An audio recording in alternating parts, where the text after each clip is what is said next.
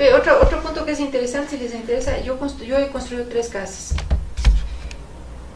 Y tú no sabes el trabajo que a mí me costaba en la construcción de mi casa, que los obreros a mí me obedezcan las órdenes que yo le daba.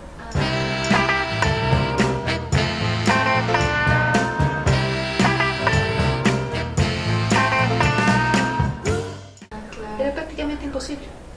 O sea, los pintores, los electricistas, era como que usted me va a decir dónde yo voy a poner un tomacorriente. Usted, ¿qué sabe de esto?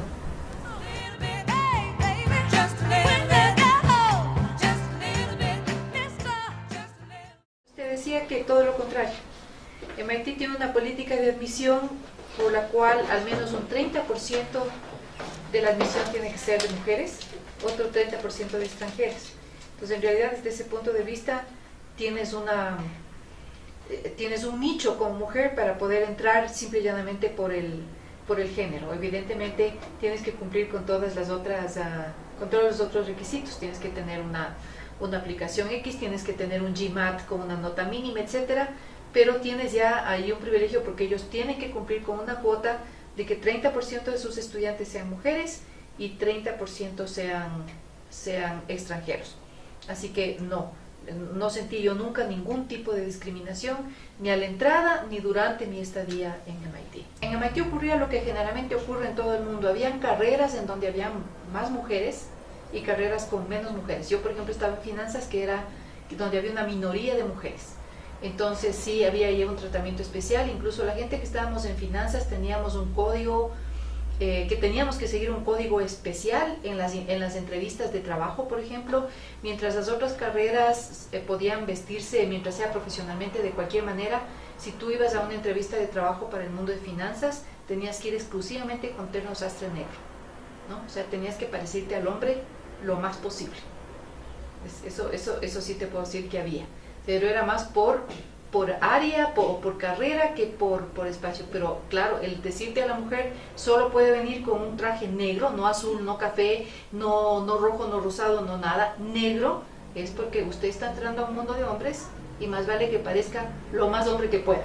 Y su feminidad déjala nomás a un lado, porque esto es finanzas y usted tiene que impartir confianza, y la confianza está más ubicada en el sexo masculino. Entonces eso sí hubo, ¿no? Pero no era MIT. Era el mundo de las finanzas, el mundo profesional de las finanzas. Y lo que también en los Estados Unidos sí te puedo decir, porque hay estadísticas, aún las graduadas de universidades como MIT, siendo mujeres, en general, el salario de las mujeres era inferior al salario de los hombres. Entonces, no era por MIT la diferencia, pero en el mundo profesional todavía pequeñas diferencias o grandes como esa. Aquí en el Ecuador sí la cosa era más difícil. Si bien, como te digo, yo tuve acceso a puestos de muy alto nivel en el Banco Central, mis colaboradores del mismo nivel eran muchos hombres, y en el ministerio igual, etcétera. Y sí tenías que tener una especie de cuidado en tu comportamiento. Si tú eras excesivamente agresiva, es que las mujeres son agresivas, es que esta es una mujer agresiva. Si en cambio eras demasiado suave, soft, es que las mujeres no tienen la personalidad para dirigir este tipo de trabajo. Entonces tenías que estarte moviendo permanentemente en este equilibrio de no parecer demasiado agresiva y de no parecer demasiado complaciente, porque inmediatamente había algún juicio de valor de por medio.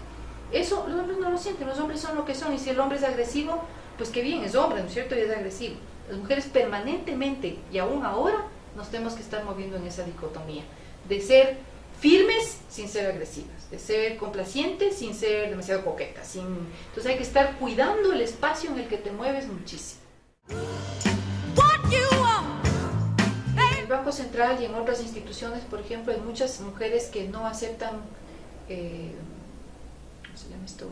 ascensos, porque un puesto de mayor responsabilidad necesitan trabajar más tiempo, y tienen hijos y tienen un esposo, y saben que si necesitan dedicar más tiempo al trabajo, su matrimonio peligra o sus hijos tendrán problemas, etc. Así que se autoexcluyen por esa razón. Verás, yo siempre he sido una persona, nunca he estado en un movimiento feminista, por ejemplo. Sin embargo, sí creo que debo agradecer a los movimientos feministas, porque si no hubiera sido por aquellas que salen a quemar sostenes en las plazas, quizá el resto no hubiéramos podido tener los espacios que ese tipo de política generó. Pero yo nunca estuve ahí y estuve siempre preocupada de progresar en mi ámbito personal, sin imponer explícitamente el asunto de género, sin reclamar para mí asunto de discriminaciones o nada. Yo pensaba que yo tenía que triunfar por mi cerebro y por mis conocimientos, punto. Entonces, si en algún rato me sentí incómoda, inmediatamente yo hacía funcionar, hacía prevalecer mi criterio simple y llanamente porque o yo sabía lo que tenía que saber o porque podía expresarlo de forma mejor, etcétera, etcétera. Entonces no tenía problema.